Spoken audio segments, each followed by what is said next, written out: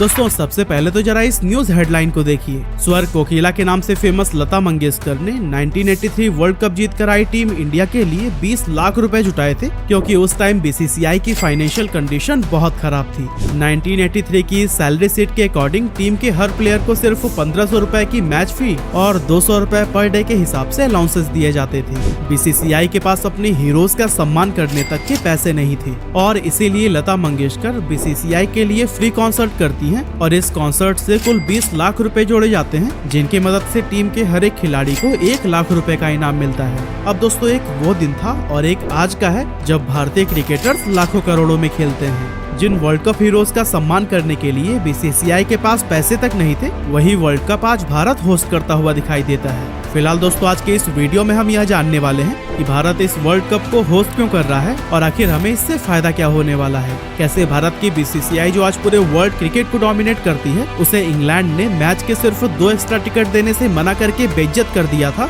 और बीसीसीआई के इस सफलता में कैसे रिलायंस और धीरूभाई अंबानी ने सबसे इम्पोर्टेंट रोल प्ले किया, सब कुछ डिटेल में जानेंगे आज के इस वीडियो में। अब दोस्तों बिजनेस टुडे में पब्लिश इस आर्टिकल की माने तो 2023 के क्रिकेट वर्ल्ड कप से भारत की इकोनॉमी को $2.6 बिलियन यानी कि 22,000 करोड़ रुपए का बूस्ट मिलने वाला है। 15 अक्टूबर से 19 नवंबर 2023 के बीच चलने वाले इस टूर्नामेंट में 10 टीम्स पार्टिसिपेट कर रही हैं, जो कि भारत के 10 अलग अलग वेन्यूज पर 48 मैचेस खेलेंगी। और दोस्तों जिस देश में क्रिकेट को एक खेल नहीं बल्कि धर्म माना जाता है, वहाँ जब क्रिकेट का सबसे बड़ा टूर्नामेंट दस्तक देगा तो फिर ऑडियंस का जमावड़ा लगना तो स्वाभाविक सी बात है। फिर चाहे टीवी हो या फिर मोबाइल स्क्रीन, करोड़ों लोग हर बॉल को ही टकटकी लगाए देखते हैं। और दोस्तों जहां लोगों का अटेंशन, वहां ब्रांड्स तो ऑटोमेटिकली आ ही जाते हैं। वर्ल्ड कप के दौरान अगर कोई ब्रांड सिर्फ 1 सेकंड के भी ऐड लगाना चाहता है तो उसे 3 लाख रुपए तक खर्च करने होंगे, जो कि 2019 में हुए वर्ल्ड कप से 40% ज्यादा है। सिर्फ टीवी और स्पॉन्सर राइट से ही इस वर्ल्ड कप के दौरान करीब 12,000 करोड़ रुपए की कमाई हो जा रही है। बीसीसीआई अच्छे से जानती है कि वर्ल्ड कप के दौरान अपने फेवरेट सुपरस्टार्स को देखने के लिए मैदान पर भी ऑडियंस जमकर आने वाली है और इसी को ध्यान में रखते हुए यह अंदाजा लगाया गया है कि वर्ल्ड कप के दौरान करीब 2200 करोड़ रुपए तो सिर्फ टिकट सेल से ही आ जाएंगे। इसके अलावा जब दर्शक मैच देखने आएंगे तो फिर वो खाने पीने और मर्चेंडाइज खरीदने पर भी स्पेंड करेंगे ही, जो कि 400 से 700 करोड़ रुपए तक कमा कर दे सकते हैं। अब दोस्तों अगर आप घर बैठकर मैच देखने वाले हैं तो फिर मैच अकेले देखने में कहाँ ही मजा आता है। हम अक्सर अपनी फैमिली या फिर फ्रेंड्स के साथ क्रिकेट देखना पसंद करते हैं और इस दौरान अक्सर कुछ खाने पीने की चीजें तो जरूर लाई जाती हैं। और आजकल तो लोगों के पास स्विगी और जोमेटो के भी ऑप्शंस हैं, तो फिर ऐसे में ऑडियंस घर बैठे ही खाना ऑर्डर कर देते हैं। और दोस्तों इस दौरान हम जो भी खर्चा करते हैं वो कहीं ना कहीं भारत की इकोनॉमी को ही बूस्ट करता है। एक शहर से दूसरे शहर ट्रेवल कर रही टीम्स चाहे होटल में रुके या फिर प्लेन में ट्रेवल करे, हर चीज का बेनिफिट हमारे देश के ही लोगों को होता है, जो कि वर्ल्ड कप से होने वाली कमाई में 150 से 250 करोड़ रुपए तक ऐड कर देता है। साथ ही इन प्लेयर्स को देखने विदेशों से हमारे देश आए फैंस भी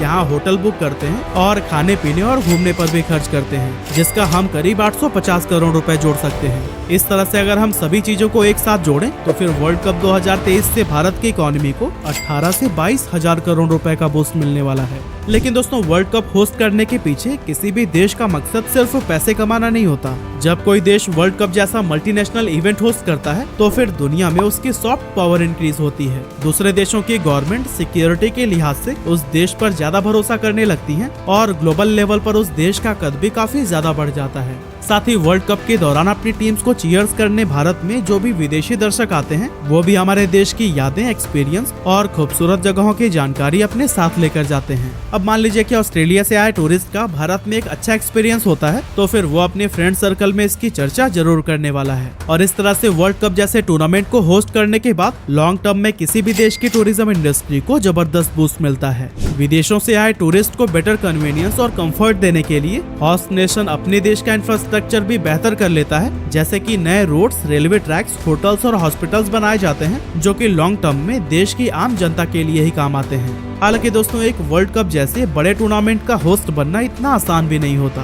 कहने का मतलब यह है कि कोई भी देश मुंह उठाकर वर्ल्ड कप होस्ट करने की दावेदारी पेश नहीं कर सकता।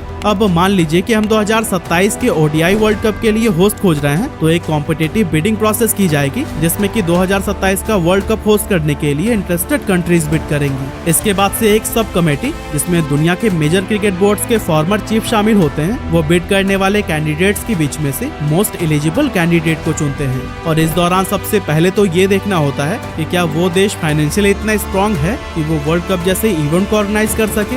एग्जाम्पल के लिए अगर सिर्फ हम बांग्लादेश पर ये रिस्पॉन्सिबिलिटी डाल दें तो शायद इस देश की इकोनॉमी वर्ल्ड कप के खर्चे को बियर न कर सके। इसके अलावा देखने वाली बात ये भी होती है कि उस देश का इंफ्रास्ट्रक्चर इतना स्ट्रांग होना चाहिए कि वो न सिर्फ टीम्स के मैचेस को कंडक्ट करा पाए बल्कि उन देशों से हजारों की संख्या में आए क्रिकेट फैंस के स्वागत में भी कोई कमी न छोड़े। हमारा पड़ोसी देश पाकिस्तान भी पिछले कई सालों से वर्ल्ड कप की मेजबानी हासिल करने की ट्राई कर रहा है, लेकिन वहां के सिक्योरिटी कंसर्न की वजह से वर्ल्ड कप की मेजबानी को पाकिस्तान से दूर ही रखा गया है। Last but not the list, यहाँ ये भी ध्यान रखना होता है कि जिस देश में वर्ल्ड कप हो रहा है वहाँ पर्याप्त मात्रा में क्रिकेट फैंस भी जरूर होने चाहिए, क्योंकि अगर फैंस ही नहीं होंगे तो फिर मैच के दौरान स्टैंड्स भी खाली पड़े रहेंगे और क्रिकेट का रोमांच भी फीका नजर आएगा। वैसे आपको बता दूं कि साल 2027 में साउथ अफ्रीका, जिम्बाब्वे और नमीबिया मिलकर वर्ल्ड कप को होस्ट करने वाले हैं और 2031 में ये टूर्नामेंट एक बार फिर से भारत लौटेगा, जहां बांग्लादेश भी हमारे साथ मिलकर इसकी मेजबानी करेगा। इसके अलावा 2026 का T20 वर्ल्ड कप भी भारत और श्रीलंका मिलकर ही होस्ट करने वाले हैं। अब ये सब सुनने के बाद आप वर्ल्ड क्रिकेट में भारत और हमारे क्रिकेट बोर्ड BCCI के डोमिनेंस को तो अच्छी तरह से समझ चुके होंगे। चाहे IPL हो या फिर इंटरनेशनल क्रिकेट का खेल भारत में इस लेवल पर पॉपुलर है कि इंटरनेशनल क्रिकेट काउंसिल की टोटल अर्निंग का मेजर हिस्सा हमारे ही देश से आता है और यही कारण है कि ICC यानी कि इंटरनेशनल क्रिकेट काउंसिल, जिसे एक समय इंग्लैंड और ऑस्ट्रेलिया डोमिनेट करते थे, उस पर आज पूरी तरह से BCCI का राज है। लेकिन क्रिकेट जगत पर भारत का ये डोमिनेंस हमेशा से ऐसा नहीं था, बल्कि आज से 40 साल पहले कंडीशन तो कुछ ऐसी थी कि 1983 के वर्ल्ड कप फाइनल में पहुंचने के बावजूद भी इंग्लैंड क्रिकेट बोर्ड ने BCCI को मैच के 2 एक्स्ट्रा टिकट देने से भी साफ मना कर दिया था। एक्चुअली हुआ कुछ यूं कि जब भारत ने 1983 वर्ल्ड कप के फाइनल में अपनी जगह बनाई, इसी दौरान हमारे देश के एक यूनियन मिनिस्टर सिद्धार्थ शंकर रे भी इंग्लैंड के दौरे पर आए हुए थे और मिनिस्टर साहब अपनी पत्नी के साथ उस ऐतिहासिक पल के गवाह बनना चाहते थे। इसीलिए वो उस समय के BCCI प्रेसिडेंट NKP साल्वे से उनके लिए 2 टिकट्स का इंतजाम करने की गुजारिश करते हैं। लेकिन जब NKP साल्वे ये मांग इंग्लैंड क्रिकेट बोर्ड के सामने रखते हैं तो फिर उनकी ये रिक्वेस्ट सिरे से खारिज कर दी जाती है, जो कि सरेआम भारत को बेइज्जत करने वाली बात थी। अब इंडियन क्रिकेट टीम इंग्लैंड की जमीन पर वर्ल्ड कप जीतकर भारत का तिरंगा तो लहरा देती है, लेकिन BCCI को हमारे देश की वो बेइज्जती गले से नहीं उतर रही थी। साल्वे फैसला करते हैं कि अब वो क्रिकेट वर्ल्ड कप की होस्टिंग पर इंग्लैंड की मोनोपोली को तोड़कर ही दम लेंगे। एक्चुअली दोस्तों, उस टाइम क्रिकेट जगत पर इंग्लैंड का डोमिनेंस हुआ करता था और 1975 से 1983 के बीच हुए तीनों वर्ल्ड कप को इंग्लैंड ने ही होस्ट किया था। इंग्लैंड के अलावा किसी और देश को वर्ल्ड कप जैसा मेजर टूर्नामेंट होस्ट करने के काबिल ही नहीं समझा जाता था और क्रिकेट जगत के सारे बड़े फैसले भी इंग्लैंड और ऑस्ट्रेलिया ही मिलकर लिया करते थे। NKP साल्वे इंग्लैंड के इसी डोमिनेंस को ही चूर चूर करना चाहते थे, जिससे कि हर क्रिकेटिंग नेशन को वर्ल्ड कप होस्ट करने का मौका मिल सके।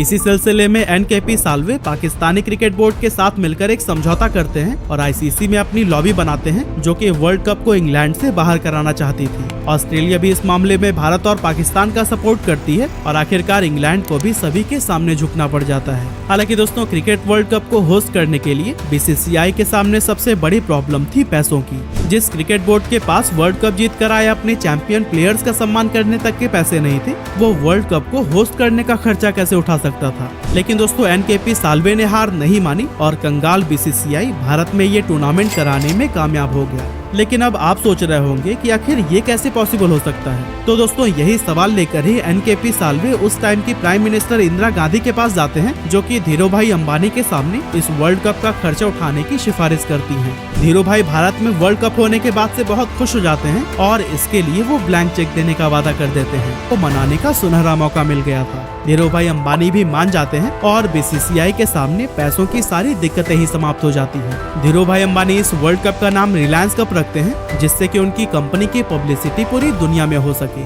अब दोस्तों, भारत ये वर्ल्ड कप तो नहीं जीत पाया, लेकिन 1983 के बाद BCCI ने वर्ल्ड क्रिकेट पर डोमिनेट करने के लिए जो कदम बढ़ाए थे, वो आज अंगद के पैर की तरह स्थापित हो चुके हैं। एक समय कंगाल BCCI जिन स्पॉन्सर के सामने पैसों के लिए हाथ फैलाने को मजबूर थी, वही स्पॉन्सर आज BCCI ऑफिस के सामने लाइन में खड़े नजर आते हैं और आज क्रिकेट वर्ल्ड कप के दौरान 30 सेकंड का एड स्लॉट पाने के लिए भी मुंह मांगी कीमत देने को तैयार रहते हैं।